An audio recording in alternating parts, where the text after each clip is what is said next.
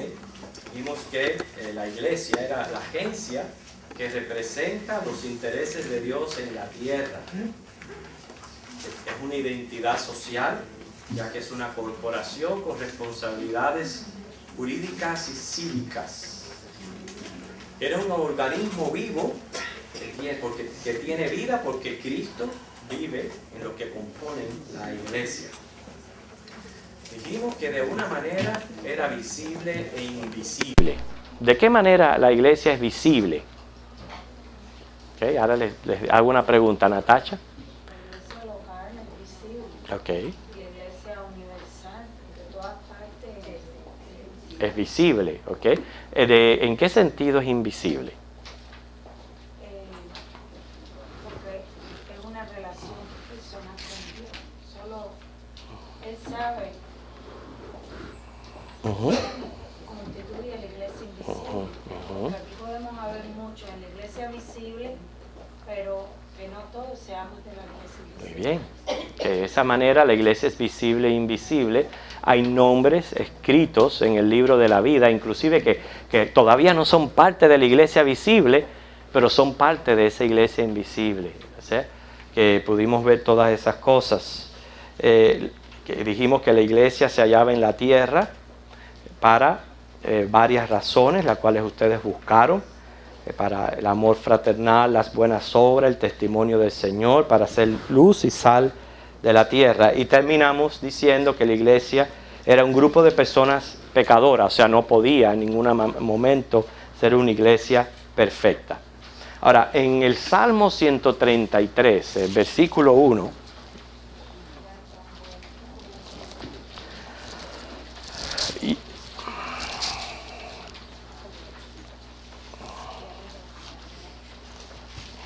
y noten que estos son versículos del Antiguo Testamento, donde ya el Señor nos va mostrando que el deleite que hay en el estar los hermanos juntos en armonía.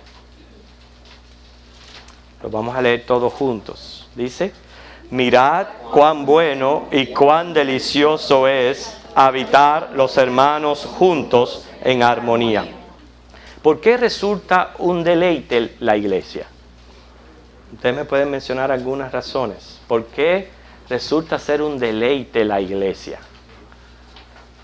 A ver, Mercedes. Bueno, porque aquí nosotros cuando nos reunimos nos conocemos y podemos orar los unos por los otros, por todas las necesidades que tienen, y podemos tener el compañerismo cristiano. Muy bien. Alabar a Dios principalmente. Lo primero. ¿Aquí hay alguien más? ¿Por qué resulta un deleite el congregarnos? Algo, a ver, Germán. Porque donde sus hijos nos reunimos a alabar al Señor, es el lugar donde nos reunimos a alabar al Señor. Es donde nos reunimos a hacer una alabanza a nivel congregacional. ¿Ok? Otra razón por la cual la iglesia resulta para mí un deleite. Bueno, yo diría. Bueno, mira, a ver, para ver, Miriam. Cantar. Esa es una buena razón. Y los salmos están llenos y nos invitan a cantarle al Señor. El lugar donde venimos a cantar, después de Loida. ¿Loida? Sí, yo diría que a la vez que uno está en los caminos del Señor, es la parte que uno se siente que satisface la forma de ser de uno. Donde más satisface su propia forma de ser. Josué. Porque allí envía Jehová bendición y vida. Ok, con un versículo. Ahí está el Señor. A ver, hermana Rosa. Presencia del Señor. Hay muchas razones por las que la iglesia es causa de deleite. Y quiero decirle, hermano, mire, no nos equivoquemos. Muchos de nosotros a veces vamos a sentir desánimos. No vamos a veces a desear como deberíamos desear. O sea, si analizamos nuestra vida y lo comparamos a este versículo o al que acabamos de leer del Salmo 84, a veces vamos a sentir desánimos en nuestra vida. ¿Por qué? Por todo lo que tenemos, los cansancios, las agitaciones de la vida. Pero quiero decirles algo. Cuando uno pierde este privilegio que nosotros tenemos, sea por una razón o por otra, pero pierde el privilegio de estar unidos haciendo culto a Dios, es que uno lo aprecia de verdad. Y entonces uno lo anhela, como lo dicen los salmos.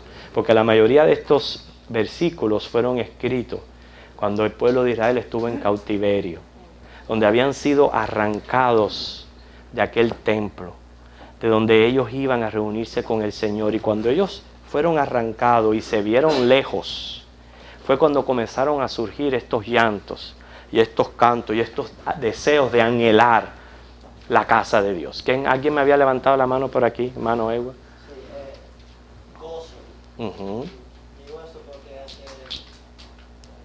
3 semanas atrás aproximadamente, un grupo de jóvenes de un tiempo nos pudimos encontrar en la casa de Efraín. Uh-huh. Qué gozo ver Uh-huh. nuestras familias cómo han crecido. Mirábamos atrás, buscamos el directorio de la iglesia Agalía. Uh-huh. Cuando éramos jóvenes, teníamos que 19, 20, 21 años. Y es se vuelven a encontrar. Es una cosa que, imagínense, si estamos aquí en la tierra y no nos hemos visto, porque viven en Miami, pero estamos aquí, no hemos visto en 10, 15 años, imagínense lo que sería en la eternidad. Claro, entonces, que a veces uno no puede, no. siempre una alegría. Sí. Quiere decir que entonces la causa de nuestro deleite al venir y habitar los hermanos juntos en armonía es, como usted dice, presencia de Dios. Allí Dios envía su palabra, allí Dios nos bendice, pero está lo que es la coinonía con los hermanos. ¿Ok? La armonía. Exactamente, estamos viviendo juntos, teniendo cosas en común. Este es el tiempo que estamos viviendo, hermano. Ahora mismo, este día domingo, en esta hora, estamos viviendo juntos ahora bajo este techo, haciendo lo mismo, buscando de Dios, adorando a Dios. Y todas esas son causas de deleite en nuestras vidas. Vamos a ver hoy la inauguración de la iglesia, que no sé si a alguien le falta el papel que repartimos la semana pasada. Hermana, si me sobran, los que no estuvieron la semana pasada, si ustedes estuvieron y lo dejaron en la casa, no. Que no estuvieron, porque mira, nada más que tengo 4, que no estuvieron.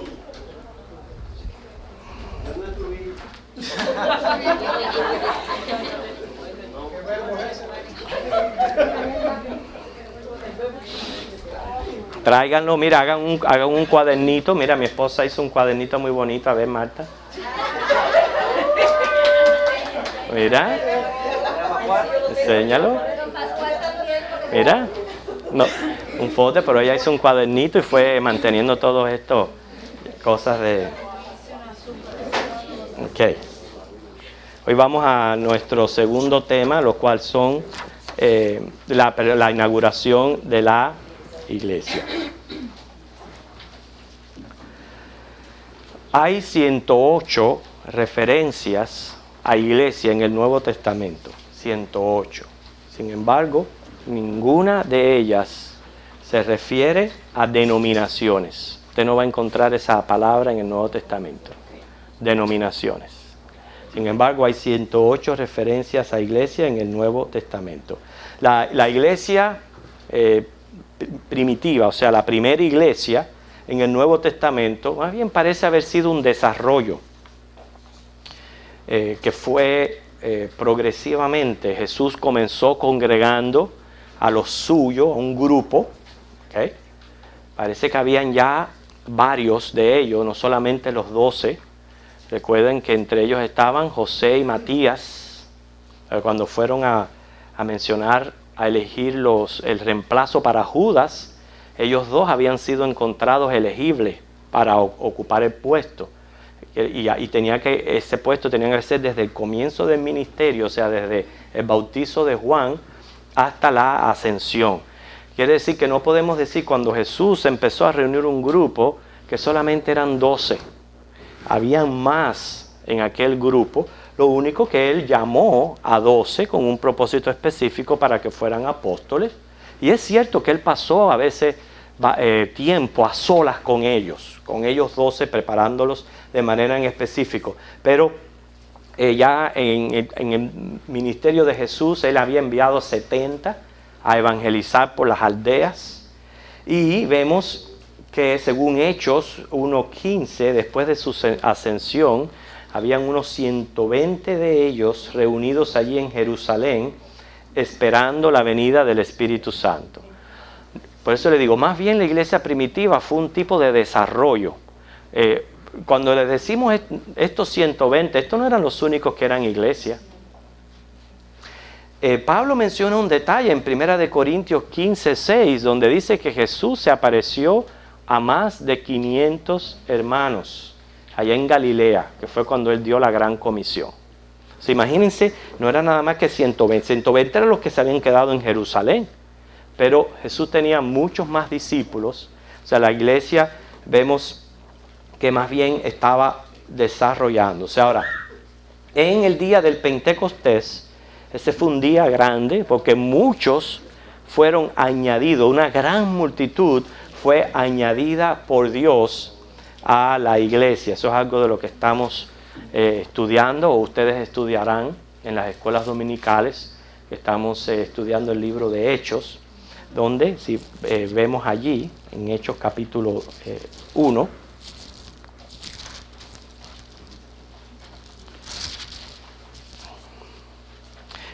en Hechos capítulo 1, el versículo 14, donde estaban ellos perseverando unánimes. Dice, todos estos perseveraban unánimes en oración y ruego con las mujeres y con María, la madre de Jesús, y con sus hermanos. Y luego el capítulo 2, versículo 1, cuando llegó el día del Pentecostés, estaban todos unánimes juntos, y de repente vino del cielo un estruendo como de un viento recio que soplaba, el cual llenó toda la casa donde estaban sentados. Dice que se le aparecieron lenguas repartidas como de fuego, asentándose sobre cada uno de ellos, y fueron todos llenos del Espíritu Santo, y comenzaron a hablar en otras lenguas. O sea, nosotros tenemos que ver este día del Pentecostés como una inauguración, más bien, del ministerio que el Espíritu Santo iba a comenzar a realizar a través de la iglesia. Sin embargo, estando Jesús en el día que él resucitó, estando los discípulos en el aposento alto, el cual no se encontraba Tomás, ahí el Señor les sopló y ellos recibieron el Espíritu Santo. Pero entonces, ¿qué decimos de los otros que estaban quizás en otros lugares? Como hemos ya mencionado esos 500, aunque entendiendo lo que era la fiesta del Pentecostés, muy posible que todos hayan bajado, siempre eso se ha subido a Jerusalén a celebrar lo que era el Pentecostés. ¿Okay? Pero ellos allí dejaron un patrón sano para nosotros seguir, ¿okay? De la cual cuando nosotros dimos la clase de la escuela dominical, dijimos que hoy día muchas de las iglesias se han ido apartando de este patrón que nos dejó la iglesia apostólica. Se han ido apartando de este patrón. Y no significa que al nosotros seguir este patrón de esta iglesia primitiva, nosotros querramos ser anticuados o antagónicos en ningún momento. ¿Okay? Siempre la iglesia tiene que suplir las necesidades que hay en medio de su ambiente, en la comunidad, en la sociedad donde se encuentra. No significa mundanalizarse, pero a veces hay que hacer cambios. Por eso es que la iglesia tiene una estructura flexible. Ahora, pero hay patrones esenciales para la vida de la iglesia que dejó la iglesia primitiva, y es lo que debe de hacer una verdadera iglesia. Es lo que debemos de hacer nosotros cuando nos reunimos. En Hechos 2, del 42 al 47, ese es un trabajo que yo les tengo para que ustedes hagan.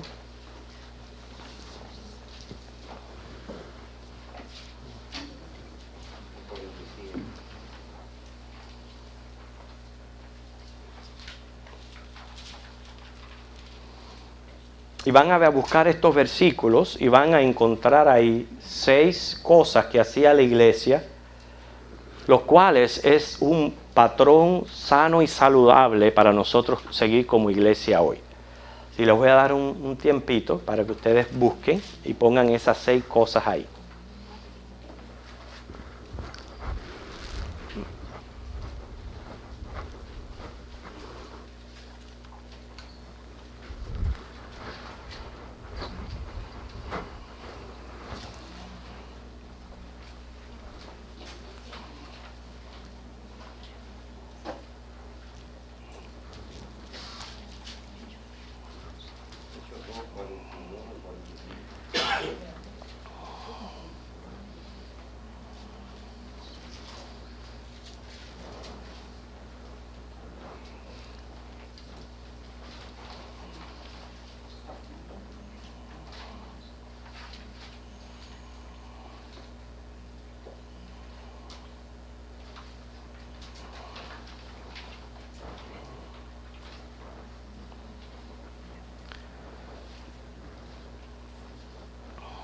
Los que ya dieron la clase de Hechos, me imagino que les es un poquito más fácil completar estos 6 patrones.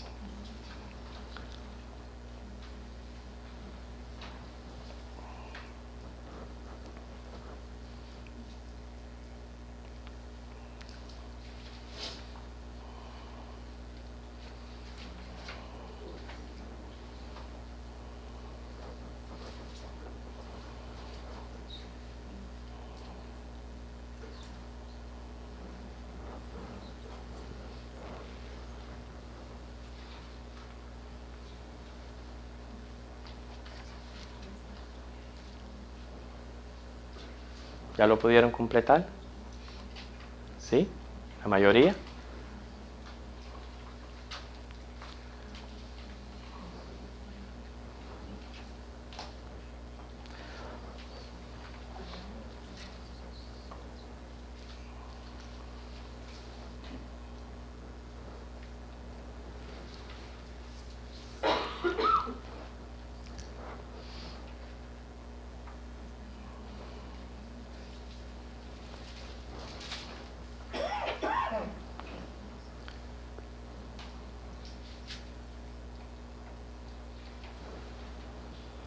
Ok.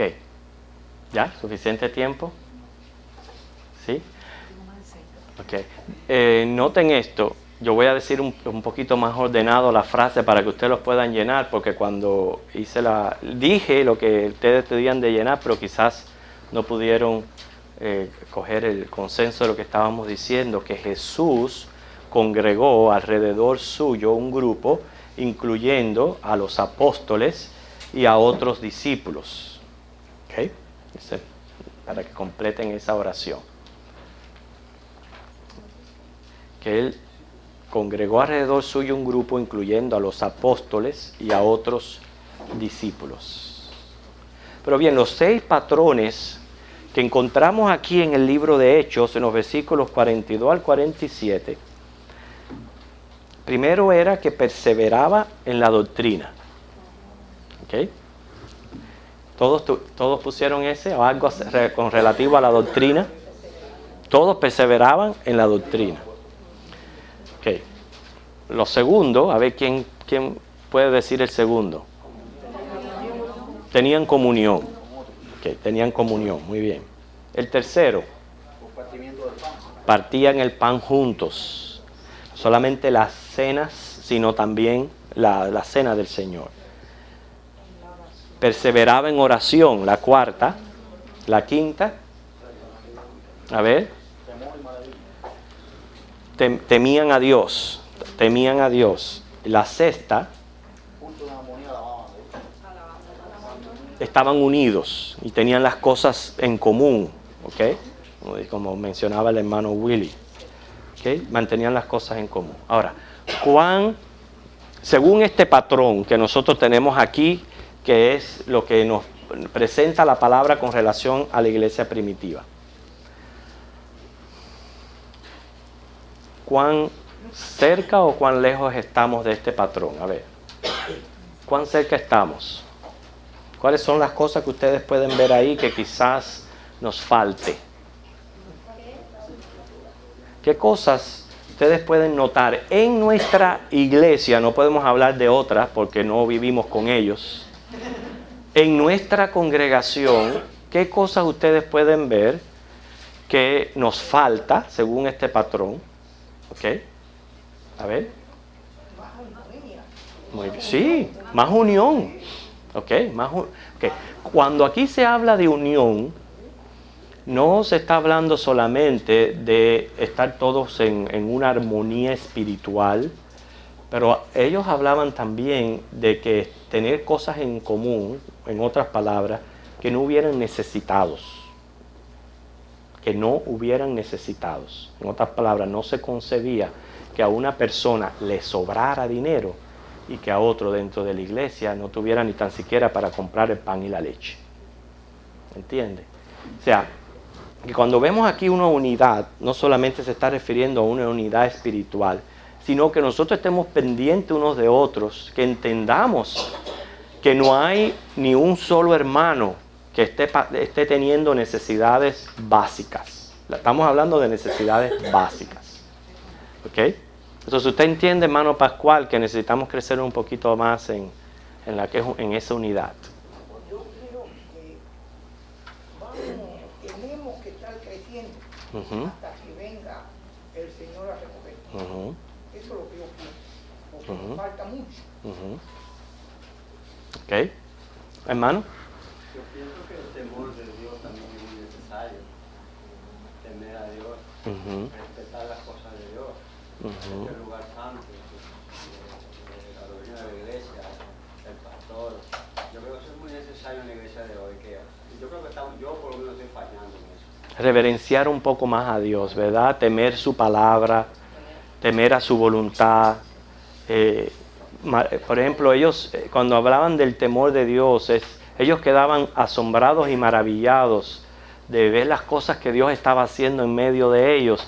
Y eso producía en ellos un temor santo, un temor reverente a Dios. Y tenemos que trabajar un poquito. No es miedo.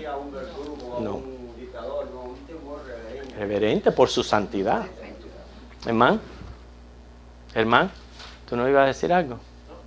Yo te vi levantando la mano. A ver, hermano. Estoy de acuerdo con hermano William, la palabra de temor. Eso es algo que carece mucho en la iglesia. Recuerdo que vivimos este asunto con las ofrendas un tiempo atrás. De que cómo es posible que una persona haga eso. Nadie lo ha visto, pero el Señor lo vio. Entonces no hay esa reverencia, no hay ese temor. Yo creo que al ya temer, todo va a caer. Quiere decir, tenemos que crecer en unidad, en la armonía entre nosotros, y tenemos que crecer en el temor de Dios. Gladys. Yo pienso también que cuando haya, como ahora, que va a haber una cosa para nuestro templo, que es el templo del Señor, trabajar con armonía y con gozo, de poder compartir aquí con los hermanos y poner la iglesia como el Señor le gusta, con más unidad y más amor entre nosotros. Okay. Me gusta eso que estás diciendo en el sentido, hermano, que muchas veces es bien importante la actitud con que nosotros hacemos las cosas. Venir con una actitud propia, con un deseo de servir al Señor, un deseo de ver la casa del Señor en orden. O sea, esa es otra cosa bien importante. Según este patrón, algunos otros fallos que nosotros estamos viendo en nuestra congregación, estamos hablando de nosotros, no estamos hablando de ninguna iglesia, de cualquier otro grupo. ¿Qué les parece que pasemos más tiempo compartiendo el pan? A mí me gusta mucho ese.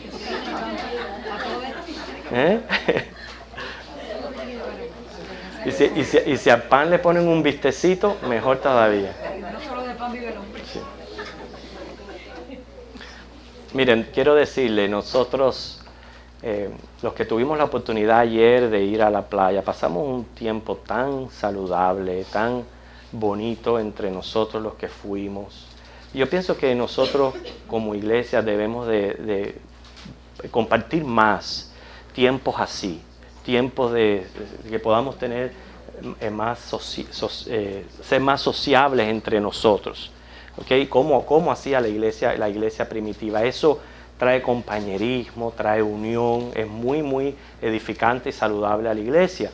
Quiere decir, hermanos, que entonces, si eso es un defecto de nuestra iglesia, no solamente el provocar actividades así, pero también hacer lo posible, en mis posibilidades, de participar con lo que la iglesia está tratando de hacer para mantener la unión.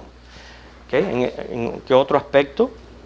Tenemos perseverar en la doctrina, tener comunión, partir el pan, perseverar en oración, temer a Dios, estar unidos. Tener comunión es otra de las cosas que vemos en mucha decadencia en los días de hoy, en nuestras iglesias. Cuando tú estás viendo un patrón semanal de 160, 170 personas que se congregan en la mañana y que posiblemente menos de la tercera parte regresa a otras actividades que tenga la iglesia. Hay necesidad de comunión. Pero tenemos que ser sinceros.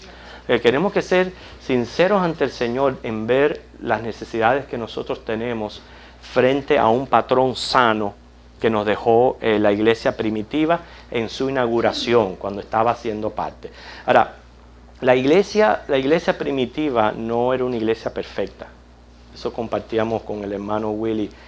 ¿Quién sabe la cantidad de problemas que se hayan presentado entre estos hermanos? Que simplemente la Biblia no da para registrar todos estos datos. La Biblia registra algunos, y a veces nosotros no podemos ver la expansión y cuán grande era el problema. Yo compartía con el hermano que cuando Pedro fue a donde Cornelio y los gentiles recibieron al Espíritu Santo, de alguna manera el chisme llegó a Jerusalén. ¿Se lo sabe por qué le digo el chisme? Porque ellos inmediatamente enviaron gente para averiguar lo que estaba pasando con Pedro y con Cornelio. No fue allí para compartir y alegrarse de los resultados. Ellos fueron a averiguar qué era lo que estaba haciendo Pedro en casa de Cornelio con los gentiles. Y cuando llegaron se quedaron asombrados de que Dios estaba haciendo estas maravillas con el pueblo gentil. Eso es solamente un pequeño ejemplo para que nos demos cuenta que a pesar de que tenían este patrón sano y saludable, no eran perfectos. Y tenían sus problemas y tuvieron que luchar con sus problemas y tuvieron que crecer como tiene que crecer toda iglesia. Toda iglesia tiene que crecer y madurar de la misma manera que lo hace un niño biológicamente, lo hacemos nosotros en nuestra vida espiritual, que crecemos. La iglesia también crece a medida que va pasando el tiempo, va creciendo y va madurando y va perfeccionándose por la obra del Espíritu Santo.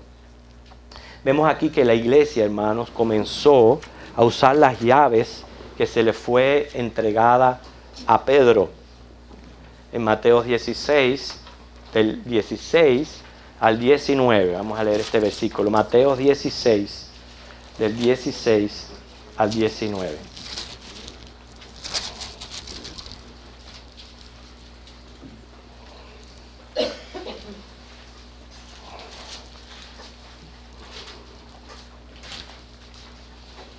Respondió Simón Pedro, dijo: tú eres el Cristo, el Hijo del Dios viviente. Y entonces le respondió Jesús: bienaventurado eres Simón, hijo de Jonás, porque no te lo reveló carne ni sangre, sino mi Padre que está en los cielos. Y yo también te digo que tú eres Pedro, y sobre esta roca edificaré mi iglesia, y las puertas del Hades no prevalecerán contra ella. Y a ti te daré las llaves del reino de los cielos. Y todo lo que atares en la tierra será atado en los cielos, y todo lo que desatares en la tierra será desatado en los cielos. ¿Qué le quiso decir Jesús a Pedro con estas palabras? A ver, Ana, dime. Ajá, dime. Que sobre su confesión sería establecida la iglesia. ¿Qué fue lo que él confesó? Que Jesús era el Señor. Que Jesús era el Señor. Así que esa era la roca. ¿Y qué quiso decirle con a ti te daré las llaves? A ver. A la iglesia. A Pedro, cuando le dijo a ti te daré las llaves. Pero eso se lo da a la iglesia o a Pedro. A Pedro. Yo pensaba que estaba refiriéndose No, a la iglesia. se las da a Pedro. Será la oportunidad de predicar el evangelio. Ujú. Para que inicie la iglesia. Ok. La iglesia es la gente de Dios para llevar a la Piensen en, el perdón a los okay, piensen en una llave. ¿Cuál es la función de una llave? Abrir la puerta. Okay, abrir la puerta. ¿Qué puerta dónde? El reino de los cielos. Okay, ¿y qué es lo que abre la puerta del reino de los cielos? A ver, Cristo, el Evangelio, ese es el medio, pero la puerta al cielo es Cristo y la predicación del Evangelio. Cuando se le dice a Pedro, yo te doy las llaves, ahí se estaba refiriendo no que él iba a ser cabeza de la iglesia o jefe de la iglesia, sino Pedro tuvo el tremendo privilegio del resto de los apóstoles de ser el primero en predicarle a los judíos el mensaje del Evangelio y ser el primero en predicarle después a los gentiles el mensaje del Evangelio. Y esas son las llaves que se le da a Pedro. ¿Sí, hermano? Hermano, y también, no como mucha gente piensa que le estaba otorgando o delegando un poder especial para que perdone el pecado o limpie, no, para que por el Evangelio que iba a predicar podía haber perdón de pecado o maldición, condenación también, por la misma palabra. Y tampoco significa, precisamente por lo que dice que de atar y desatar, que Pedro es ese que tiene, el que da la entrada al cielo o niega la entrada al cielo. Eso es algo que no es absurdo, no es bíblico, no es lo que está diciendo. Todo tiene que ver referente al mensaje del Evangelio, que obviamente el primero que abre las llaves es Pedro, pero después ¿quién sigue predicando el Evangelio? La iglesia. La iglesia es la que sigue predicando el Evangelio y usando estas llaves, Dios usando la iglesia para seguir abriendo la puerta al cielo. ¿Por qué? Porque el jefe o cabeza de la iglesia es Cristo. Alguien búsqueme Efesios 5, 23 al 24.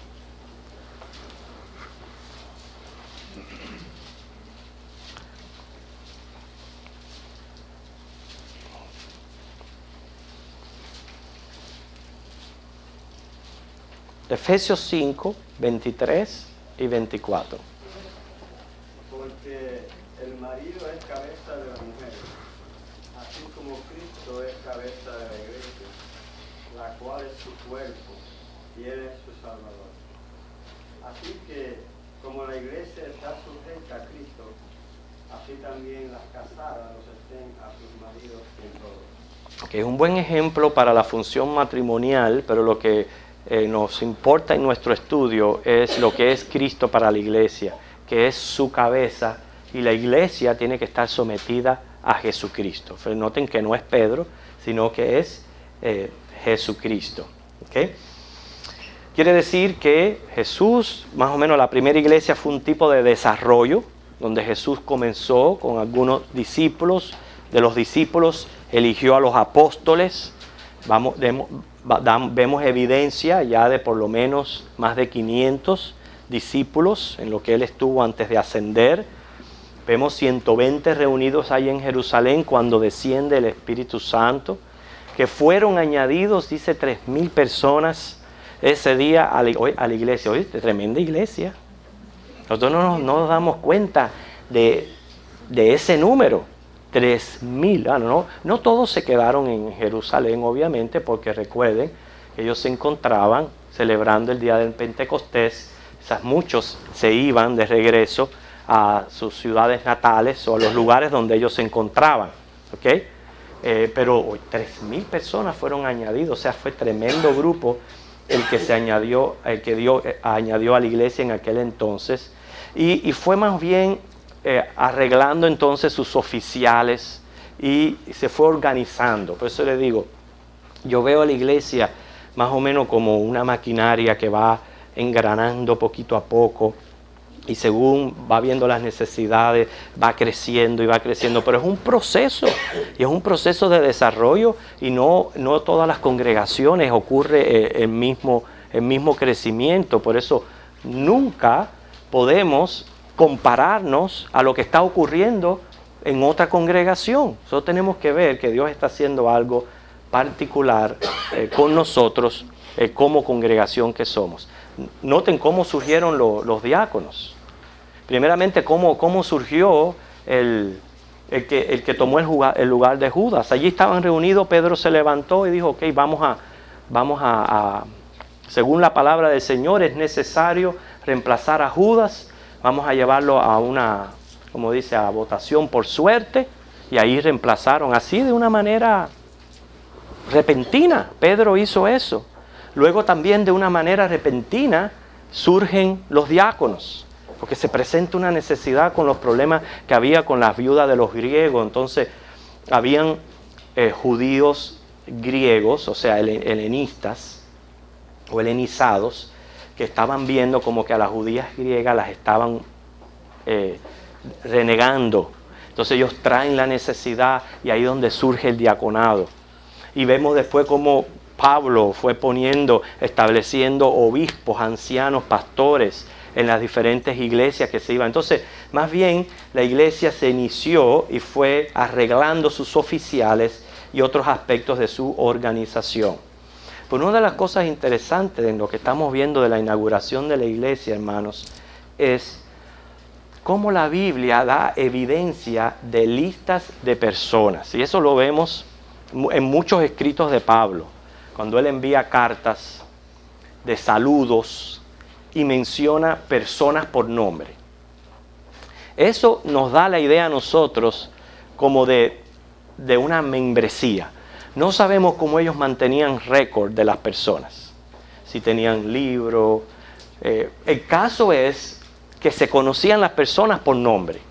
Quiere decir que estaban identificadas con una congregación determinada de manera tal que las podían señalar como parte de ella.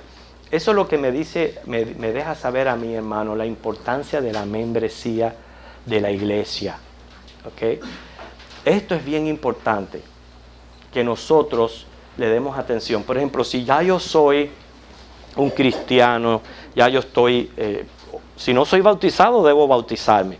Pero si ya yo soy cristiano, ya yo soy bautizado y no soy miembro de una iglesia, yo pienso que mi próximo paso para yo seguir avanzando en mi vida como cristiano es empezar a orar para que el Señor me muestre la congregación de la cual yo tengo que ser parte. ¿Okay? Nosotros no podemos, ¿okay? Como dice, estar como hacen los novios de picaflor. Aquí, allá, acá, donde quiera, donde me agarre el domingo, ahí me quedo. No, hermano, eso no es la idea de cómo Dios quiere que nosotros llevemos sus asuntos en la iglesia. Si el Señor, yo he orado y el Señor me ha puesto para yo ser parte ya de cierta congregación, yo debo de someterme al proceso que tenga esa iglesia y ya venir a ser miembro de manera tal que yo tenga una parte activa dentro de los asuntos de esa iglesia. Eso es lo normal que debe de suceder en la vida de un cristiano. Y de ahí en adelante, hermano, como dice, no estoy diciendo de que no sea que no se nos presenten momentos donde tengamos que salir y ir a otros lugares, y donde quiera que vamos, buscamos una iglesia y compartimos con ellos.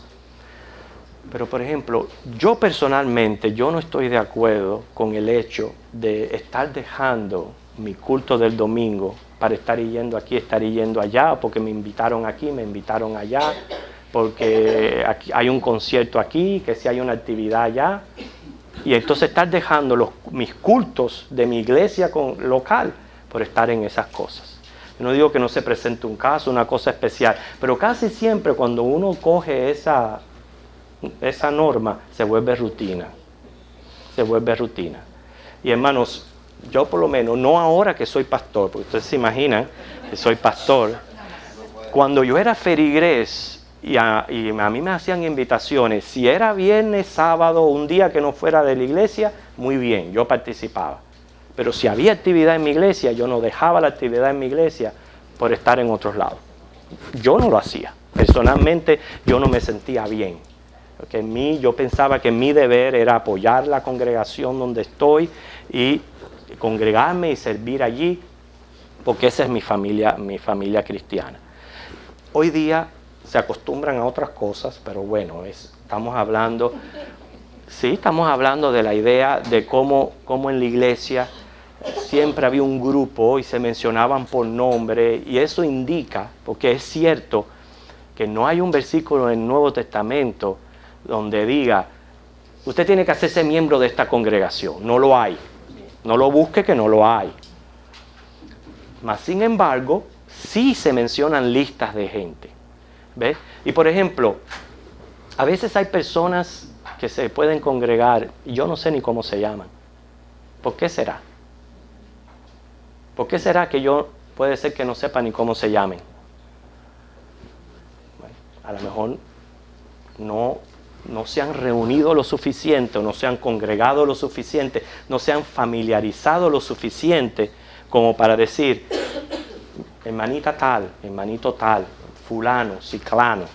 Pero eso es lo que se ve en el Nuevo Testamento y en las cartas de Pablo, como ellos señalan listas de miembros. Y por eso en la mayoría de las cartas se mencionan nombres. Miren, 2 de Timoteo 4, 19 al 21. 2 de Timoteo 4, 19 al 21.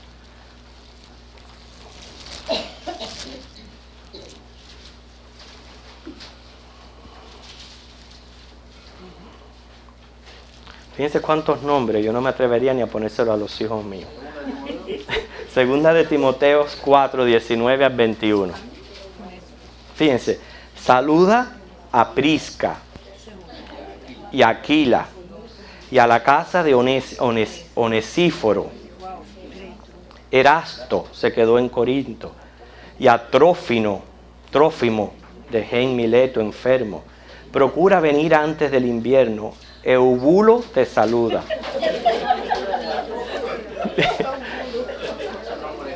Sí, no se lo vayan a poner a sus hijos, por favor. Fíjense, Pudente, Lino, Claudia, todos los hermanos. Fíjense, lo que la idea es, hermano, había una identificación de manera tal que a mí me conocían. ¿Okay? No estoy hablando de que Cristo me conocía personalmente, no. También en la iglesia yo me daba a conocer y me conocían y me podían mencionar por nombre. Eso es solamente un ejemplo de las muchas listas que encontramos en la Biblia de miembros de la iglesia. Que la idea que lo que queremos decir es, no hay un versículo que diga, la persona tiene que hacerse miembro, pero la Biblia da evidencia de que se conocían las personas, que se mantenían por lo menos registros de manera tal que podían conocerse estos nombres. Y además de eso, si mi iglesia local practica el que haya membresía, pues a eso es lo que yo me debo de someter. ¿Me entiende? A eso es lo que yo me debo de someter. Entonces, mi próximo paso como cristiano, si todavía no estoy en la lista de miembros de una iglesia, es hacerme miembro. Hacer lo posible por venir a ser miembro de esa iglesia. Y lo último que quiero tratar en la inauguración de la iglesia es lo que dice Hechos 11:26, que fue allí en Antioquía, Hechos 11:26.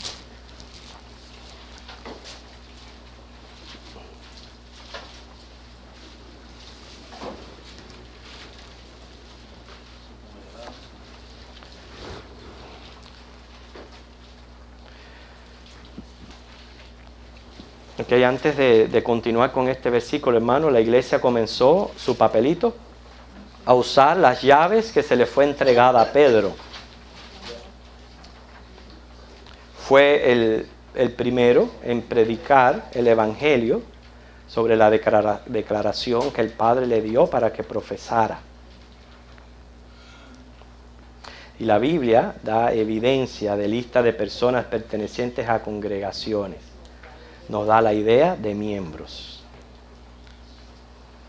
Y como ustedes pueden ver aquí, Hechos 11:26. Se congregaron allí todo un año con la iglesia. Enseñaron a mucha gente. Y a los discípulos se les llamó cristianos por primera vez en Antioquía. Se les llamó cristianos por primera vez allí en Antioquía. La próxima vez que nos reunamos vamos a hablar de los miembros de la iglesia, quienes deben de ser miembros de la iglesia. Ese va a ser nuestro próximo tema. Ajá. Yo digo que eso me asombra a mí bastante esa experiencia de iglesia primitiva, cómo ellos, estando bajo una persecución tremenda de los romanos y de los fariseos, saduceos y de las sectas, vivían unidos. Eso indica que es la iglesia del Señor. Es invencible.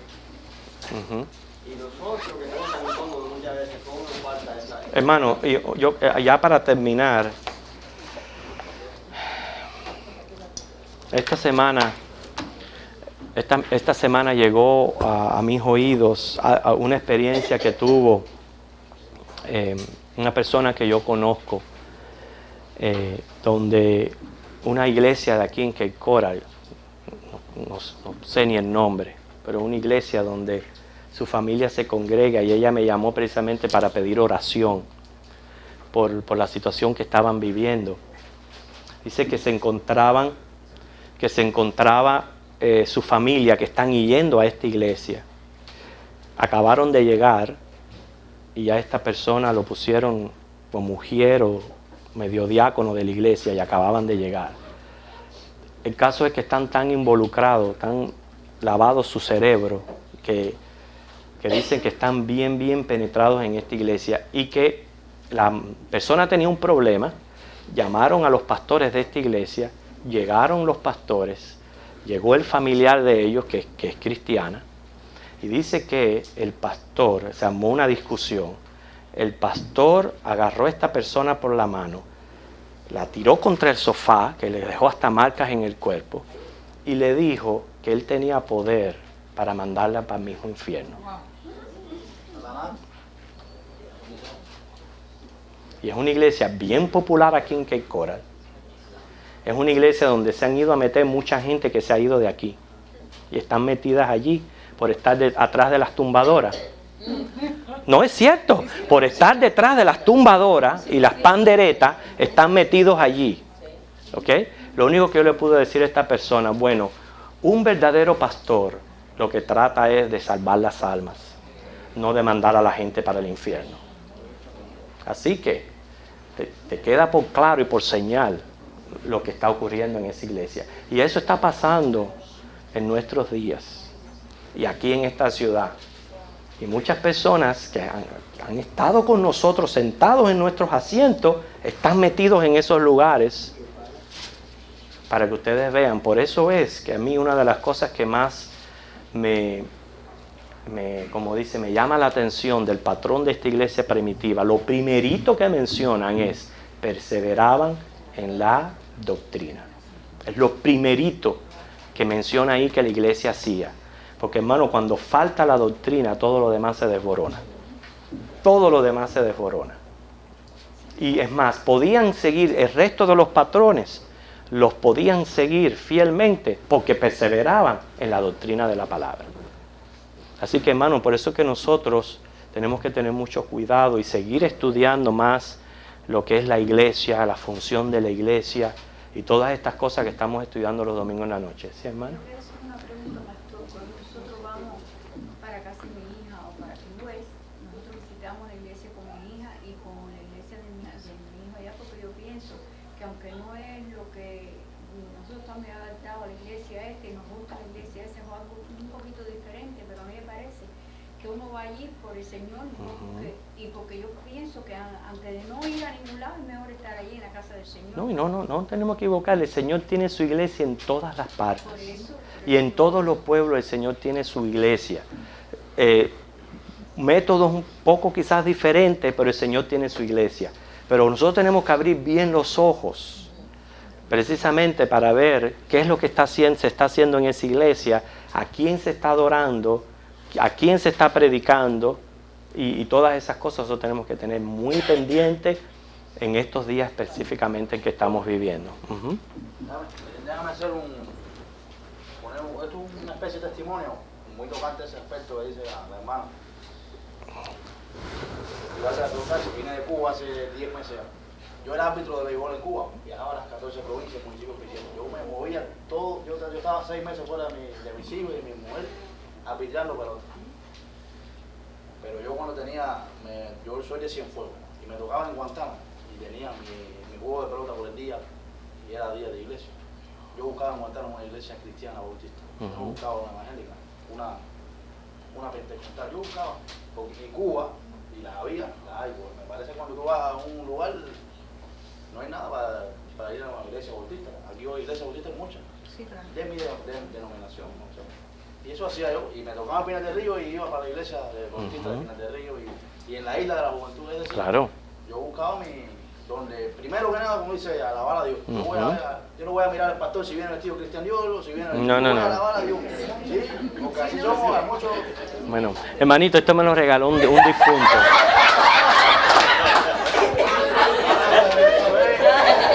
El mío me lo regaló un difunto. De verdad. Sí. Para que nos riamos un poquito. Está bueno eso. Y cuando voy a Miami también. No, es cierto. Ahora, déjame decirte, tenemos que tener nosotros mucho cuidado de estar pensando, ay, porque mi iglesia es la única que eso. No. El Señor tiene su iglesia y su pueblo en todos los lugares. El Señor tiene su remanente en todos los lugares. Ahora, eso sí hay que tener mucho cuidado por los días en que estamos viviendo hoy. Pues se está viviendo una apostasía abierta. Y muchos están siendo arrastrados a esas olas. ¿Por qué? Por la falta de enseñanza de la palabra de Dios. Y por eso solo tenemos que tener mucho cuidado. ¿Okay? Nos ponemos en pie, hermano. Vamos a despedirnos cantando el himno 265.